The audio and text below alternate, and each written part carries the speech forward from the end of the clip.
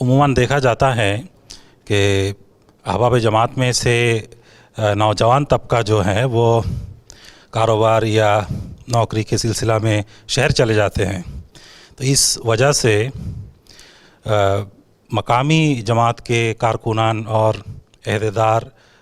کم ہوتی جا رہی ہے،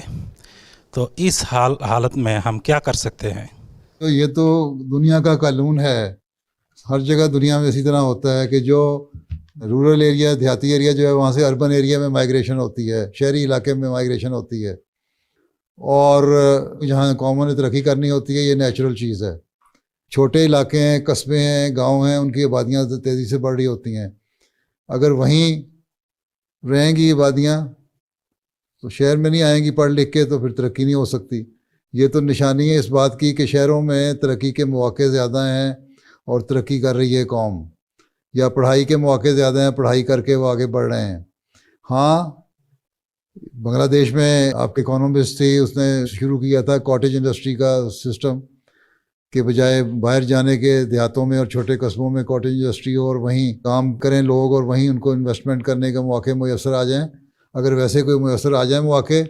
تو بڑی اچھی بات ہے، جماعت کے لوگوں کو بھی چاہیے اس سے فائدہ اٹھانا اور وہاں رہ کے پھر کام کرنا چاہیے۔ لیکن جو بہت زیادہ پڑھے لکھے ہیں، جن کو زیادہ مواقع میسر آ رہے ہیں تعلیم حاصل کر کے پھر آگے بڑھنے کے، ان کو تو ظاہر ہے انہوں نے باہر جانا ہے۔ پھر اس کا یہی علاج ہے کہ جو پیچھے رہ گئے ہیں لوگ وہ اپنا کام زیادہ سے زیادہ نبھانے کی کوشش کریں اور بیعتیں کرانے کی کوشش کریں، تبلیغ کریں، زیادہ لوگوں کو زیادہ جماعت کا تعارف کروائیں، اور جو نوجوان نسل نیچے سے اٹھ رہی ہے، اطفال میں سے خدام میں آ رہے ہیں، ان میں احساس ذمہ داری پیدا کریں کہ وہ زیادہ سے زیادہ جماعت کا کام کر سکیں۔ ٹھیک ہے،